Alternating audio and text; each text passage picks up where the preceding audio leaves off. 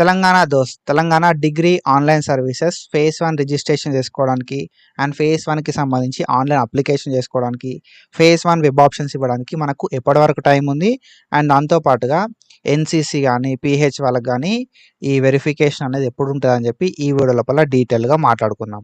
So వీడియోని ఎక్కడ కూడా స్కిప్ చేయకుండా చూడరి అండ్ ఇట్లాంటి ఇన్ఫర్మేషన్ అప్డేట్స్ కోసం మన ఛానల్ని పక్కగా ఫాలో కారి.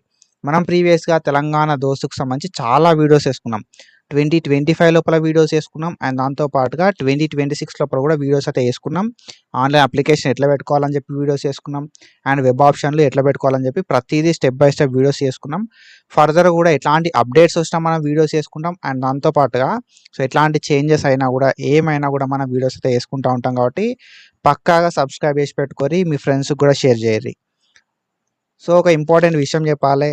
ఏంది కదా అంటే మనోళ్ళు జస్ట్ వస్తున్నారు, చూస్తున్నారు, వెళ్తున్నారు అంతే తప్ప ఎవరు కూడా సబ్స్క్రైబ్ చేసుకుంటలేరు. కాబట్టి సబ్స్క్రైబ్ చేసుకొని సపోర్ట్ చేయరి. వీడియో ఎట్లుంది అని చెప్పి కామెంట్ చేసినట్లయితే అసలే మర్చిపోకూరి. And when comes to important dates, so మనకు ఆన్లైన్ లోపల అప్లికేషన్ పెట్టుకోవడానికి తెలంగాణ దోస్ 2026 సంబంధించి సో మనకు 7th May 2026 దాకా టైం అయితే ఉంది.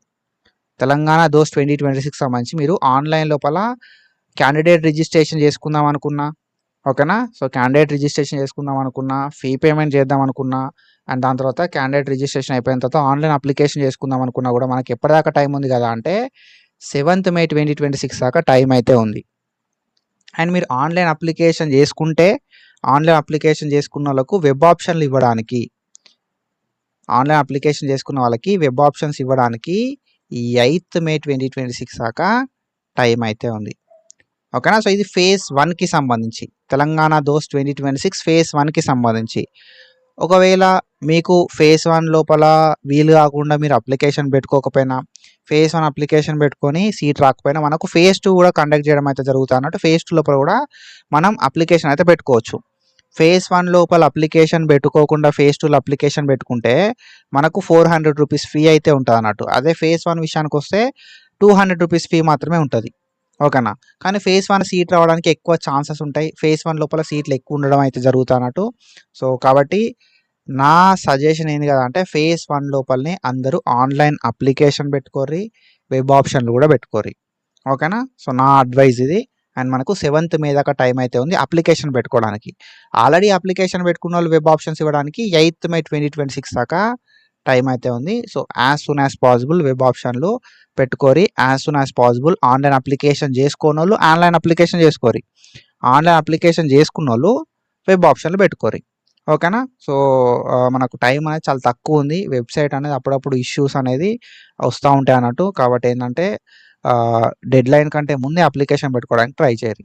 And when comes to verification, so already application పెట్టుకున్న వాళ్ళకి సంబంధించి వెరిఫికేషన్ అయితే ఉంటా అన్నట్టు, ఓకేనా. సో పీహెచ్ సిఏపి వాళ్ళకి వెరిఫికేషన్ అయితే ఉంటా అన్నట్టు. సో వాళ్ళకి ఎప్పుడు ఉంది మరి వెరిఫికేషన్ అంటే 7th May 2026 రోజు వాళ్ళకి వెరిఫికేషన్ అయితే కండక్ట్ చేయడం అయితే జరుగుతుంది అన్నట్టు. యూనివర్సిటీ హెల్ప్ లైన్ సెంటర్స్ లోపల పీహెచ్ ఆర్ సిఏపి వాళ్ళకి యూనివర్సిటీ హెల్ప్ లైన్ సెంటర్స్ లోపల వెరిఫికేషన్ అయితే ఉంటా అన్నట్టు. వీళ్ళకు పీహెచ్ ఉందా, వీళ్ళు సిఏపి క్యాండిడేట్ అయినా లేదా అని చెప్పి సో వాళ్ళు వెరిఫికేషన్ అయితే చేయడం అయితే జరుగుతుంది అన్నట్టు. సో వాళ్ళకు సర్టిఫికేట్స్ ఉంటాయి కదా సపరేట్, ఆ సర్టిఫికేట్స్కి సంబంధించి వెరిఫికేషన్ చేస్తారు. దాన్ని బేస్ చేసుకునే వాళ్ళకు రిజర్వేషన్ ఇవ్వడం అయితే జరుగుతుంది అన్నట్టు, ఓకేనా. సో అట్లా వాళ్ళు వెరిఫికేషన్కి అటెండ్ కావాలి. అండ్ దాంతోపాటు 8th May 2026 రోజు మనకు NCC, sports, extra curricular activities ఉన్న వాళ్ళు 8th May 2026 రోజు యూనివర్సిటీ హెల్ప్ లైన్ సెంటర్స్కి అయితే వెళ్ళాల్సి ఉంటుంది అన్నట్టు వెరిఫికేషన్ కోసం, ఓకేనా. NCC, sports, extra curricular activities certificates ఉన్న వాళ్ళు మనకు 8th May 2026 రోజు వెళ్ళాలి. 7th May రోజేమో పీహెచ్ ఆర్ సిఏపి వాళ్ళు వెళ్ళాల్సి ఉంటుంది అన్నట్టు, ఓకేనా. సో వాళ్ళకి రిజర్వేషన్ రావాలంటే ఈ సర్టిఫికేట్ వెరిఫికేషన్కి అటెండ్ కావాలి. అప్పుడు మాత్రమే వీళ్ళు ఫేజ్ 1 లోపల వెబ్ ఆప్షన్లు పెట్టుకోవడానికి ఛాన్స్ ఉంటుంది అన్నట్టు, ఓకేనా. సో లైక్ ఫేజ్ 1 లోపల వెబ్ ఆప్షన్లు కాదు. సో వీళ్ళకి ఏంటంటే రిజర్వ్డ్ సీట్స్ అయితే ఉంటాయి అన్నట్టు. వీళ్ళు ఏ ఫేజ్లో అయినా వెబ్ ఆప్షన్ పెట్టుకోవడానికి ఛాన్స్ ఉంటుంది. కానీ వీళ్ళు అటెండ్ అయినప్పుడు మాత్రమే వీళ్ళకి వెబ్ ఆప్షన్ పెట్టుకోవడానికి ఛాన్స్ అయితే ఉంటుంది అన్నట్టు, ఓకేనా.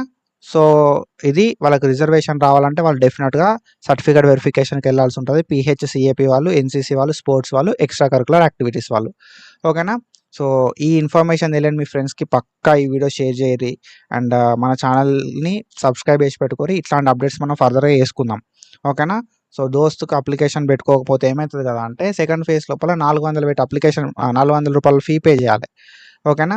సో 400 రూపాయలు ఫీ పే చేయాలి అండ్ సీట్లు తక్కువ ఉంటాయి, మనం అనుకున్న కాలేజ్ రాకపోవచ్చు, అవన్నీ ఇష్యూస్ ఉంటాయి అన్నట్టు ఫేజ్ 2కి వెళ్తే. సో కాబట్టి ఏంటంటే ఫేజ్ 1లోనే ఎంత పాసిబుల్ అయితే అంత ట్రై చేయర్రి. ఓకేనా. So do follow us for more content and thank you so much. Signing of.